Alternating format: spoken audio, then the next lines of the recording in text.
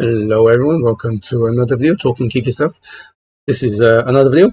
It's not a unboxing or anything like that. No tech today. This one is Alien Romulus. Hope I pronounced it right. My thoughts. So I just came back to see it about what 2 hours, 3 hours now, and so I'm going to talk about this. Yeah, in the past I've done my fair share of my thoughts slash reviews, and to be fair, it wasn't that good. I mean, I don't write a script. I just go off what I feel at the moment, and so I'm still gonna continue doing that because as part of my channel, do everything really. That is part of the geek culture. But I'm a bit more selective in movies now.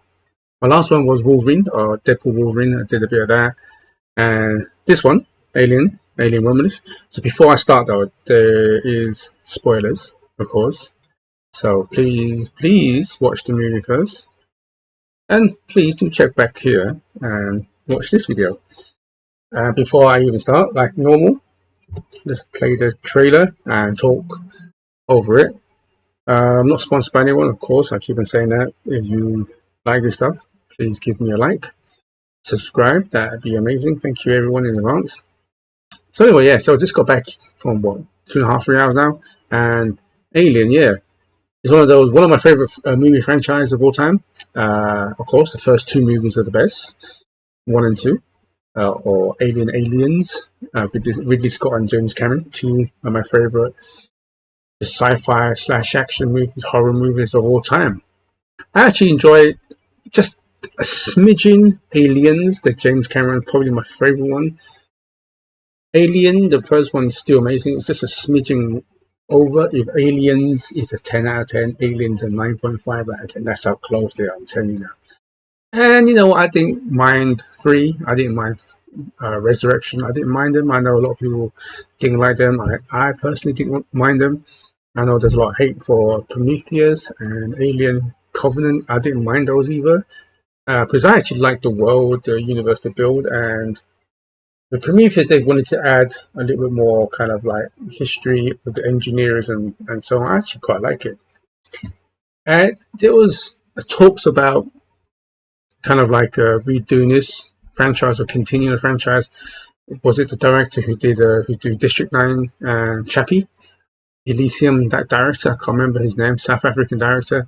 He was supposed to do a reboot or maybe a continuation, and something happened that got shelved. And this one, just like the kind of Terminator franchise, it was kind of like, is it worth it? Is it worth another try? Deep down, I was like, I want to see a good Alien movie again. But on the surface, I'm thinking, please don't mess this up. I'm glad to say I actually really enjoyed this movie. I really did. The director, Pedro Alvarez, he did Don't Breathe, I think. I've seen that film. That was amazing. If you get a chance to watch that, he's a good director that he's got. When I first heard he's doing it, I thought, wow, you know what? The way he does the camera angles, the jump scares, and character building, I think he'd be a good choice. And then the first trailer dropped. Really, really liked it. Then the trailer dropped even more. Really like it as well. The casting, yeah, young actors and so on. But when you watch the movie, it makes sense in a certain way. So the movie starts off with Rain. How to pronounce her? Kaylee something. The one she's in the Civil War. Was it last year or early this year? Last year, yeah. This time last year, Civil War. With Kirsten Dunst. And I didn't like that film that much. I should have done a review on that as well. And her character in that one was quite annoying. So kind of like, oh, she's going to play that annoying character again in this movie. I'm glad to say she's not arrogant. She's a really good character in this. And I think this is, when you watch the trailer, you saw some of the casting. I thought, oh, diversity, the Asian girl with the skinhead and all these characters. I don't know, maybe. But when you watch it, it ain't that way. And what I loved about it is like she wasn't a girl boss. It wasn't Mary Sue. She messes up. She doesn't know everything. She relied on people. Great. I think that was a great choice. There is a lot of nods to the previous movies, especially the first two. I was telling my friend over text, I was saying this movie kind of combines the best of the first and second movie in a way that is not like direct copy or anything like that. It's more like, how can we use it in this style, which I like. You can see there's a nod to the first two movies. Yeah, like I said, there's a lot of nods to the first two movies. So the film starts off with rain. See, so it's like no, tell like before that, just before it was it's in space. I love the space scene. Yeah, they used a lot of great practical effects, and even the visual effects are good. It's very subtle. I love it, and you can see it was done in a good way. But you can see it was not too expensive, not the $250 million that Hollywood was so used to doing nowadays. So it starts off with the space and a spaceship slowly. You see the camera zooms into the spaceship and it lights up. The spaceship lights up with the lights and it goes to this kind of like a junk debris field of it, like maybe a blown up spaceship or something like that. And this is the spaceship grabs a chunk of rock or something like that, takes into the garage or loading bay, and then a bunch of scientists and engineers in like suits. I actually love this suit designs. It's very menacing.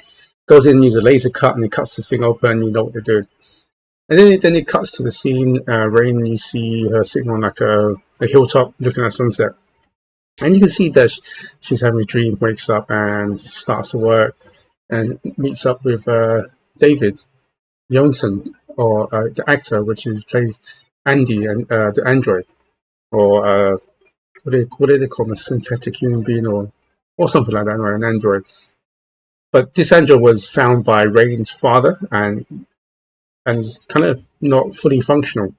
Kind of like think of a human being with some sort of autistic or something like that kind of thing. And the father kind of programs the android or the synthetic, with some kind of dad jokes. Is kind of, it's kind of, you laugh whole thing, and you can see he's not all there, and so on. And the main prioritative directive is to protect or make Rain happy. So it starts off like you find out they're this planet, and they're mining. They're doing mining for Wayland Yutani, and she goes to this office to see if she can get off the planet because she built enough credits. And apparently the credits have gone up. She has to stay for another few, maybe a couple more thousand. I was going to say years there, a couple more thousand days, which takes up to about 6 years. So she gets pissed off. And you find out why they're so young is because these group of people, their parents, was living there, mining there, and they died. You kind of hear chatter when you walk past certain extras about, another 10 people died, another 5 people died of the mining, the gas or the virus or whatever, they're killing them.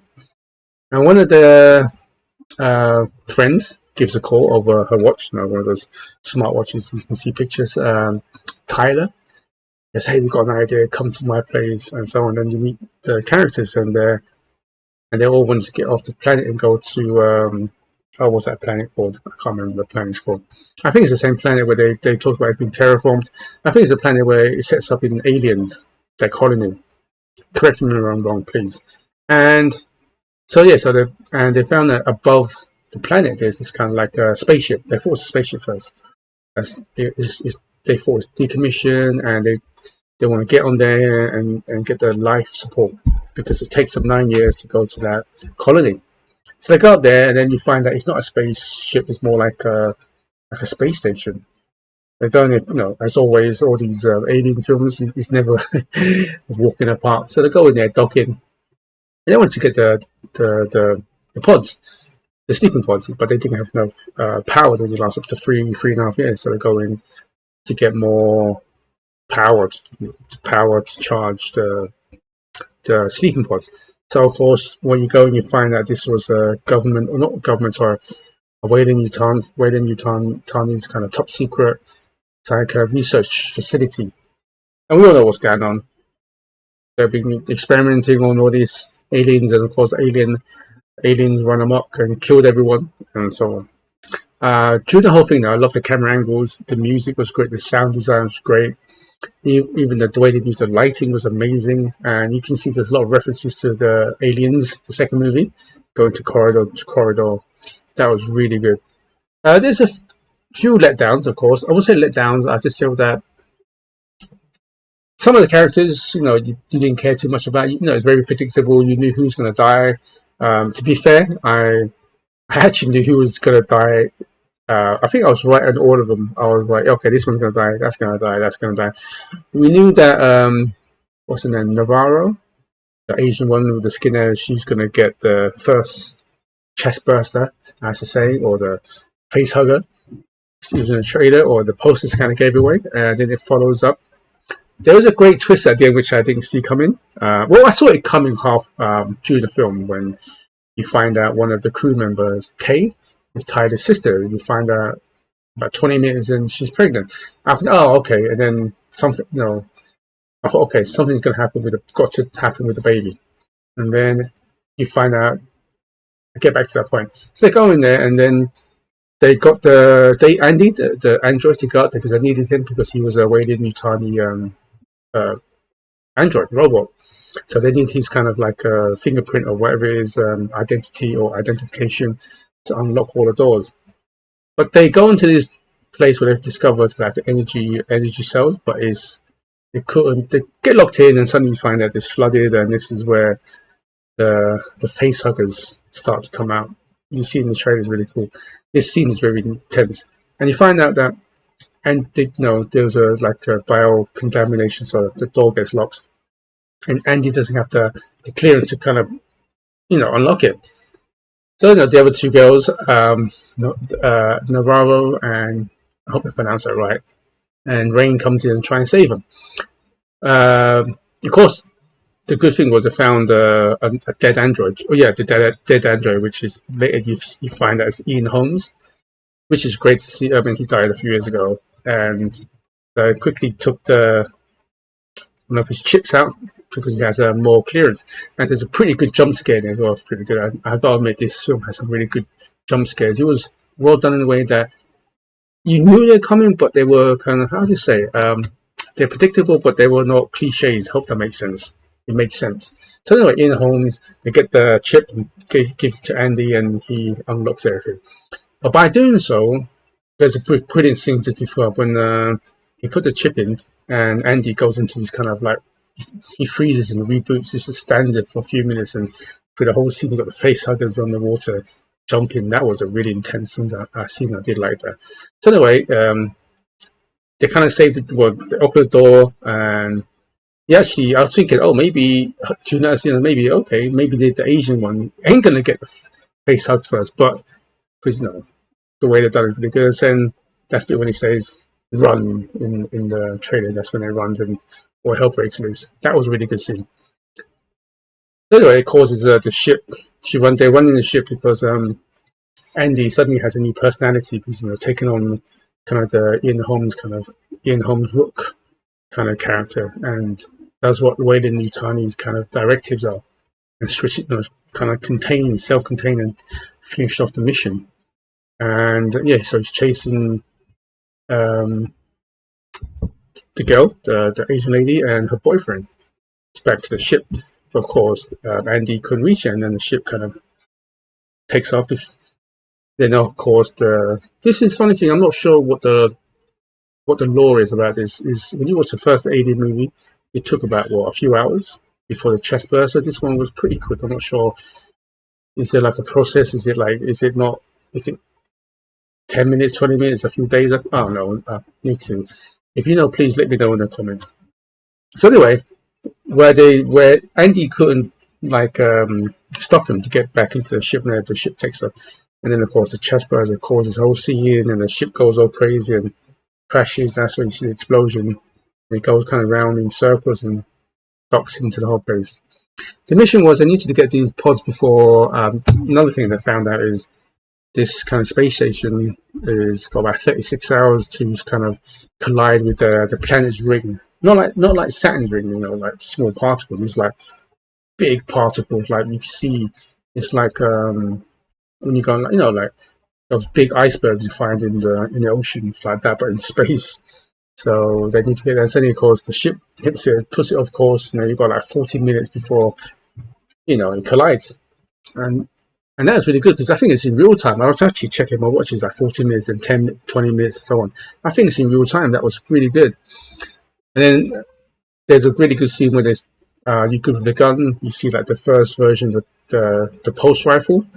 I'm actually thinking, this is more advanced than the pulse rifle we see in the second one, because there's this bit where you strap it under your shoulder, it locks into your shoulder, you press something and it kind of like auto aims for you. That's pretty cool. And it's got like 400 odd rounds in this. So I'm not sure how many rounds were there in Aliens. It wasn't 400 in pulse rifle. That was pretty. It's all white as well. There's a brilliant scene that I did like where, how do you say it? They're running. Andy and Rain was running to the bit. They were going to die. They were talking about jokes, and Andy was telling a joke about gravity, and because she didn't want to shoot the aliens because of which is really good. Actually, they emphasized how deadly the acid for blood is. Not just killing you, of course, but the way it can damage your surroundings. And the android is saying, don't shoot them unless you have to, sort of thing, because it will damage the spaceship. And it's the last thing you want to do, right? But there's a bit where, like I said, telling a joke about gravity, and Rain thinks of a funny thing when you switch the gravity on.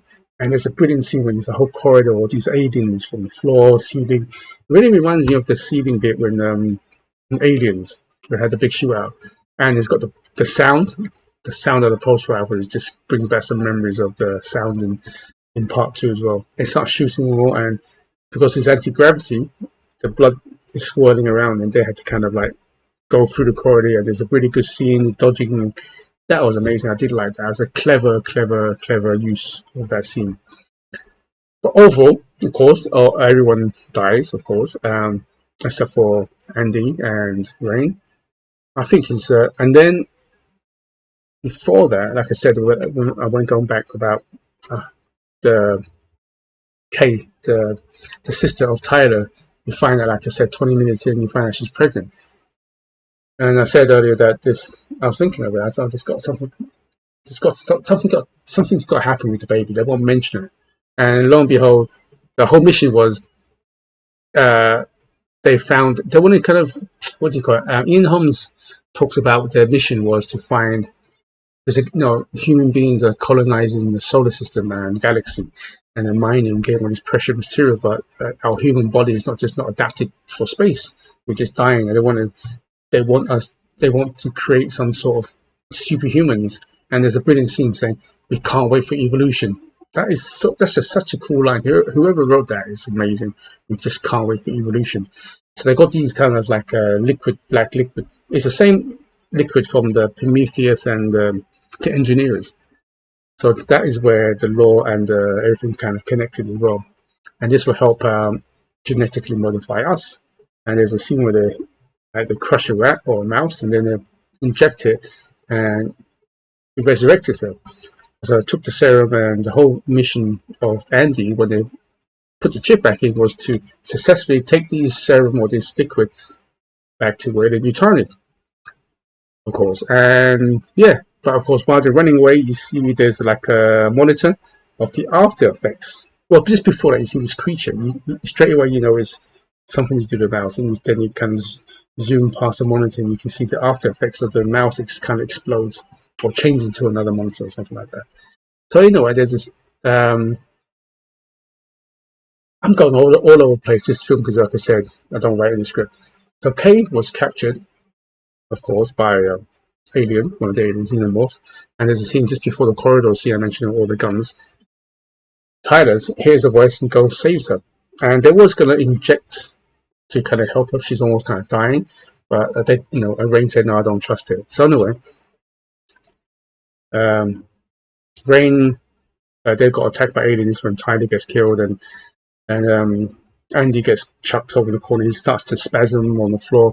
So they go, Kay and Rain go into the lift or the elevator, go into the ship to escape. But of course, Rain was like, "Oh, this is my brother. I feel, so I need to go back and save him." So she gives Rain gives Kay the keys or whatever to they go upstairs, take you straight to the ship and so on. So Kay gets to the ship and starts to. She took the serum and stabs it into her neck, and she takes it. And that's when I realized, okay, something's going to happen. And that's where the big twist was. And once the big corridor scene and the lift scene, there's another big lift scene using gravity, anti-gravity, and some nods of like when Andy jumps down where the gravity kind of finishes, jumps down, shoots the alien and saves Rain. and get your hands off her, you bitch. Uh, I don't think that was executed that good. I don't know, maybe it didn't sound so well. But it's a nod to the second movie. So you think, okay, it's over, and then we all know it's not over. These films are never over, right? And they put everything's all calm. You can see they're putting everybody in cryogenic sleep. And about when Rain was about to go to sleep, and Kay's pod, you see a red light, and she opens it up, and you find her spasm, and she gives birth to this kind of hybrid alien. And it's actually, I thought at first, yeah, it was like, wow, cool design. Because if you look at the face from an angle, it looks like a little bit like an engineer. The engineer is from Prometheus, because they had the black substance as well. And I thought, wow, that's a cool practical effects. It is cool practical effects, but looking into it, I found out there was actually an actor who played the hybrid, Robert.